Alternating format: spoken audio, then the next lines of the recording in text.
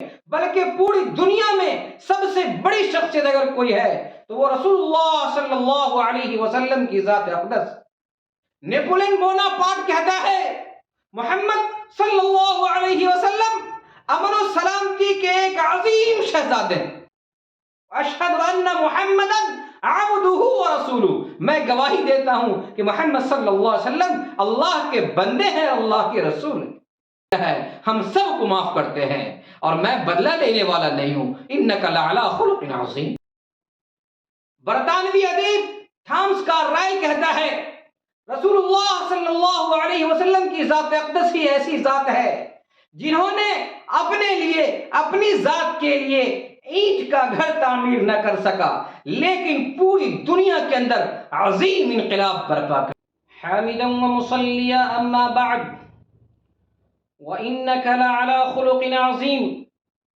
حضرات سامعین کرام و ناظرین اعظام، بلا شبہ نبی اکرم صلی اللہ علیہ وسلم کی ذات بابرکات کے علاوہ اس روئے زمین پر کوئی بھی ایسا شخص جنم نہیں لیا جس نے انسانیت کا نقشہ بدل کر رکھ دیا ہو۔ آپ کی ذات بابرکات کا ہی کمال تھا کہ آپ نے دنیا میں سب سے بڑا انقلاب برپا کیا۔ آپ سب سے بڑے عظیم ترین معمار انسانیت کہلائے۔ آپ کے لائے ہوئے سماجی، سیاسی، معاشی، مذہبی اور اخلاقی انقلاب کا اثر تھا کہ معاشرے سے ہر قسم کی برائیاں دور ہو گئی۔ آپ کی ذات بابرکات کا صرف اپنے ہی قائل نہیں ہوئے بلکہ غیر بھی آپ کے قائل ہوئے، اور بڑے بڑے دانشور، مفکرین اور بڑے بڑے نامور ادیب نے آپ کے بارے میں مدح سرائی کی ہے۔ چند ایک کو ملاحظہ فرمائیں۔ چنانچہ عیسائی مصنف رائٹر مائیکل ہارٹ ایک کتاب لکھتا ہے دنیا کی 100 عظیم شخصیتیں، اور اس کتاب کے اندر سب سے پہلا نام، سب سے بڑا مقام، سب سے پہلے جس کو ذکر کرتا ہے وہ ہمارے نبی اکرم صلی اللہ علیہ وسلم کی ذات بابرکات ہوتی ہے۔ سب سے پہلی جگہ جس کو دیا اس نے، نمبر 1 پر جس کو رکھا، سب سے پہلے جس کو گنایا، جس نے دنیا کے اندر سب سے عظیم شخصیتوں میں بلکہ پوری دنیا میں سب سے بڑی شخصیت اگر کوئی ہے تو وہ رسول اللہ صلی اللہ علیہ وسلم کی ذات اقدس۔ اور اس بات کا اعتراف عیسائی مصنف مائیکل ہارٹ نے اپنی کتاب دنیا کی 100 عظیم شخصیتوں میں ذکر کی۔ جب وہ لندن کے اندر پریس کانفرنس کر رہا تھا، عیسائیوں نے اس سے پوچھا کہ جب تم عیسائی ہو، عیسیٰ علیہ السلام کو اپنا نبی مانتے ہو، تو پھر تم نے دنیا کی 100 عظیم شخصیتیں اپنی کتاب میں رسول اللہ صلی اللہ علیہ وسلم کا نام کیوں کر ذکر کر سکتے ہو؟ مائیکل ہارٹ نے جو جواب دیا تھا وہ ہم سب کے لیے آب زر سے لکھنے کے قابل ہے۔ مائیکل ہارٹ نے کہا کہ جب رسول اللہ صلی اللہ علیہ وسلم نے دین کی دعوت و تبلیغ شروع کی تھی تو صرف چند آدمی گنے چنے مسلمان ہوئے تھے، اور پھر آج 1400 سال کے اندر اربوں مسلمان ہیں۔ کوئی جھوٹا آدمی یہ کام ہرگز نہیں کر سکتا۔ اور اسی پر بس نہیں بلکہ آج اربوں مسلمان، اربوں کی تعداد میں، لاکھوں نہیں، کروڑوں نہیں، بلکہ اربوں کی تعداد کے اندر مسلمان ہیں، اور ان سب کے دلوں کے اندر رسول اللہ صلی اللہ علیہ وسلم کی ذات اقدس سے ایسی محبت ہے کہ ہر کوئی ان کی شان میں اگر کوئی گستاخی کرتا ہو تو ان کے لیے اپنی جان، اپنا مال، اپنا تن دھن سب کچھ قربان کرنے کو تیار۔ کیا عیسائیوں میں کسی کے اندر ایسا جذبہ ہے؟ سارے کے سارے جتنے بھی سامعین تھے اور جتنے لوگ معترض تھے ان سب کے سر نگو ہو گئے، کسی کے پاس کوئی جواب نہیں بن پڑا۔ یہ ہے رسول اللہ صلی اللہ علیہ وسلم کی خصوصیت جس کا اعتراف اپنے نہیں غیر بھی کرتے ہیں۔ برطانوی ادیب جارج برنارڈ شاہ نے کہا ہے، میں ہمیشہ سے محمد صلی اللہ علیہ وسلم کی مذہب کی تعظیم کرتا ہوں۔ میں سمجھتا ہوں کہ وہ واحد ایسا مذہب ہے، اسلام ایسا واحد مذہب ہے جس کے اندر گہرائی ہے اور گہرائی ہے۔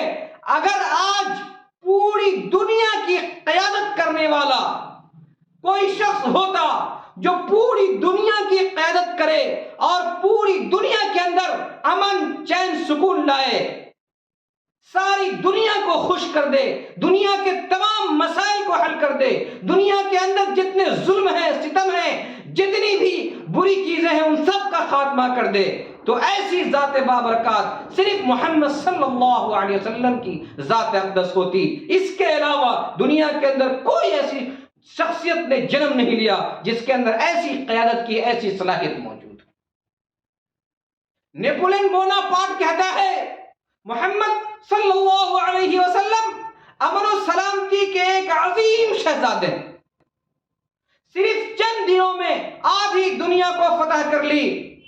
اس قدر انقلاب اگر رسول اللہ صلی اللہ علیہ وسلم کے علاوہ کوئی اور کر پاتا تو پھر وہ اتنے پر بس نہیں کرتا، بلکہ وہ اپنے آپ کو خدائی کا دعویٰ کر دیتا۔ وہ یہ کہتا کہ میں انسان نہیں، میں خدا ہوں، اور میری پرستش کرو، میری عبادت کرو، میری پوجا کرو۔ لیکن رسول اللہ صلی اللہ علیہ وسلم کی ذات اقدس ہے، جنہوں نے رسول اللہ صلی اللہ علیہ وسلم کی ذات اقدس ہے، جنہوں نے اللہ تبارک و تعالیٰ کا بندہ اپنے آپ کو قرار دیا۔ سبحان الذی اسری بعبدہ لیلا من المسجد الحرام الی المسجد الاقصی اشہد ان محمدا عبدہ ورسولہ۔ میں گواہی دیتا ہوں کہ محمد صلی اللہ علیہ وسلم اللہ کے بندے ہیں، اللہ کے رسول ہیں۔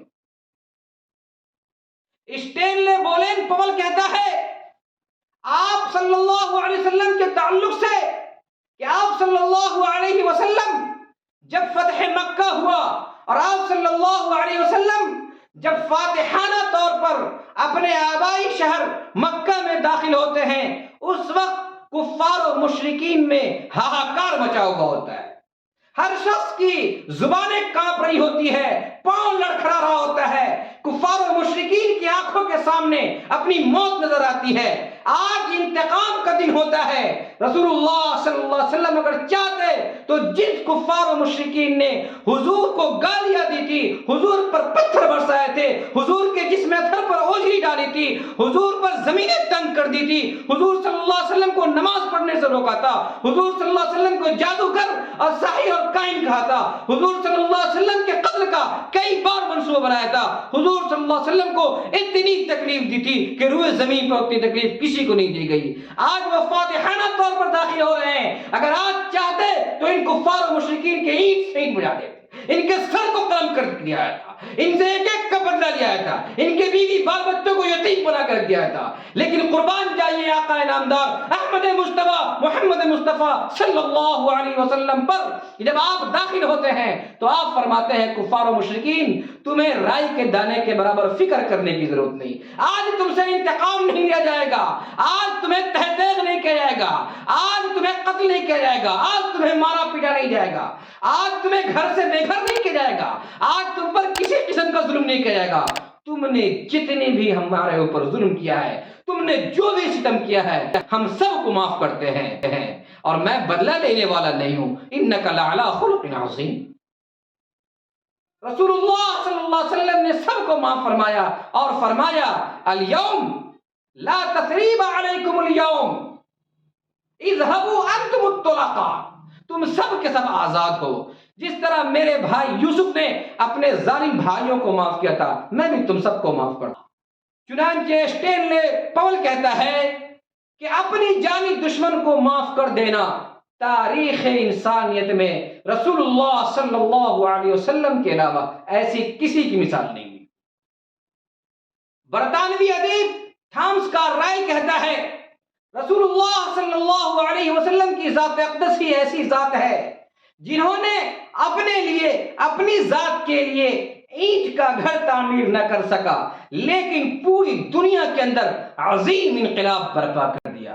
حالانکہ دنیا کے اندر اس کا بالکل برعکس ہوتا ہے کہ جو بادشاہ ہوتے ہیں، حکمراں ہوتے ہیں، لیڈر ہوتے ہیں، وہ چاہے دنیا کے اندر کچھ بھی ہو، لوگ بھوکے مر جائیں لیکن ان کا کتا بھوکا نہیں ہو، لوگوں کو رہنے کے لیے چھپر نہ ہو لیکن ان کے گھر محلات اور در محلات ان کا گھر تعمیر ہو، لوگوں کو چلنے کے لیے سواری نہ ہو لیکن ان کے لیے جہاز اور نہ جانے کون کون سے آلے سواری کا انتظام ہو۔